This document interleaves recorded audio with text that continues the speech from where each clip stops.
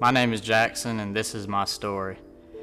So when I was growing up, I was moving around a lot. My dad was in the military, and I moved to Knightdale whenever I was about in elementary school, and my grandma would come pick me up, take me to church every Sunday, and I dreaded going every weekend. I did not want to go. And every weekend, whenever I'd go to church, I went to a very bland church.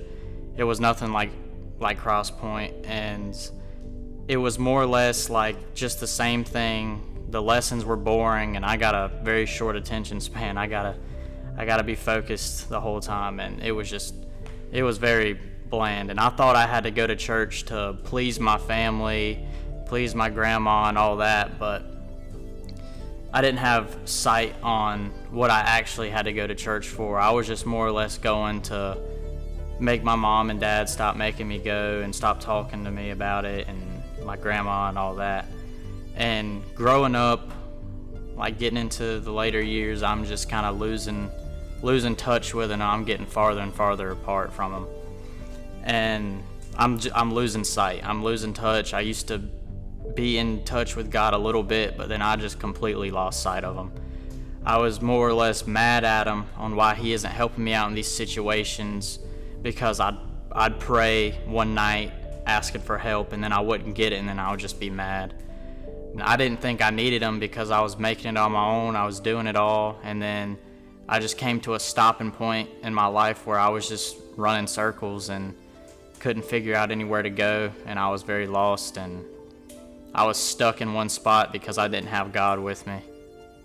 So one big thing that got me into Cross Point, well, me and my family, was probably my girlfriend. She invited me to go with her because it was her first time going, and she didn't want to go alone. So I was like, yeah, I'll try Cross Point. And then her and my mom got to talking, and then my whole family ended up going. And the first weekend I went, I was skeptical. I was just confused. I was like, why am I going? I don't know anybody. And I thought it would be like every other church. You sit there, you listen to kind of boring music, and you leave.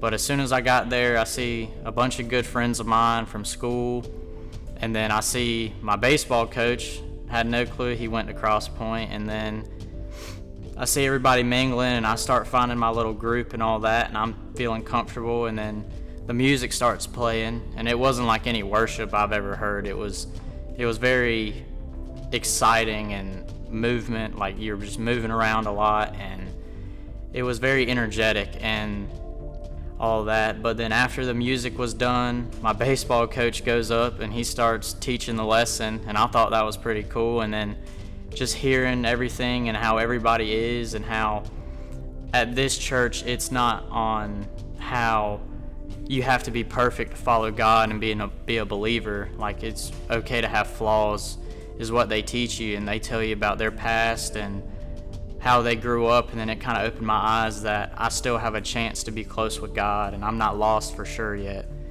And then we get into small groups, and no one really likes to talk at the beginning because everyone's kind of shy, and then towards the end everyone starts opening up and kind of being vulnerable to each other, talking about experiences and how the lesson was. And then after that, I kept coming every Sunday. I might have missed a few, but I kept coming, and it kind of got my attention. It became addicting to come here. It wasn't like I woke up and I was like, I'm just not going to go. Like, I would wake up with a purpose to come to church. Like, I wasn't getting forced into it or anything.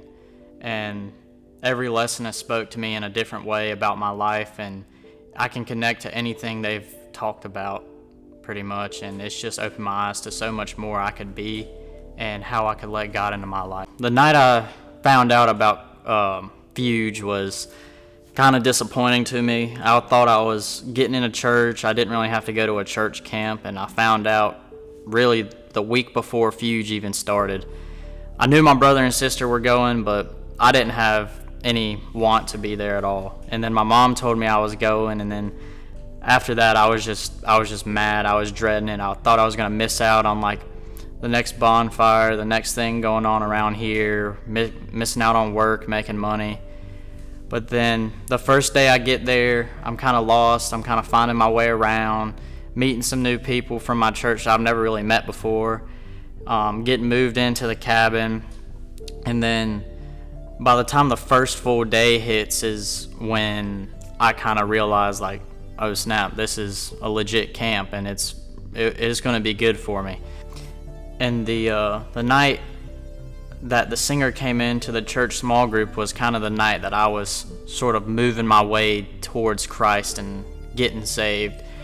He came in there and he was talking about a lesson, and then he started getting into his personal life, and just hearing some of the things he's gone through and seeing that how he's still a believer kind of gave me hope. And so I started praying. I had a few friends with me praying, and one of my buddies pulled me out of the room, and he got to talking to me, and I kind of just lost all control and how I felt, and I kind of just gave in, and I gave my life to Christ the second night of camp, the second full night of camp. And I didn't tell anybody until the third night, and then the third night I told everybody, and it was everybody showing me love and all that. And I just never thought people would care for a decision I made because of the past I had and the acts I used to make.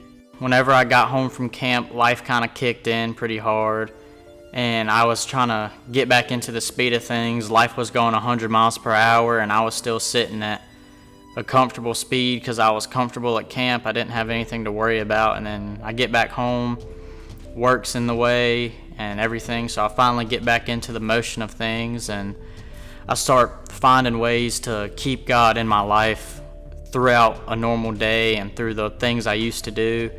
And I started to lose sight in the bad things I used to do that I used to love to do, really. And I would just always wait for them occasions to come around, and then I would just go do it because it was an adrenaline rush. But now I feel like I'm more humbled and I'm refreshed, and I got a whole bunch of weight off of my shoulders from that camp and from giving my life to Christ, because I don't feel like I'm alone through rough times and through bad situations. I still feel like I can get through them knowing that God is with me. I would just like to thank Aaron Measley, Brendan McGinnis, Todd, and my girlfriend Logan for getting me into this and getting me through this, and also my mom and dad, because they've been big supporters of me. And this is why we're here today. I'm just letting everybody know that Jesus Christ is my Lord and Savior.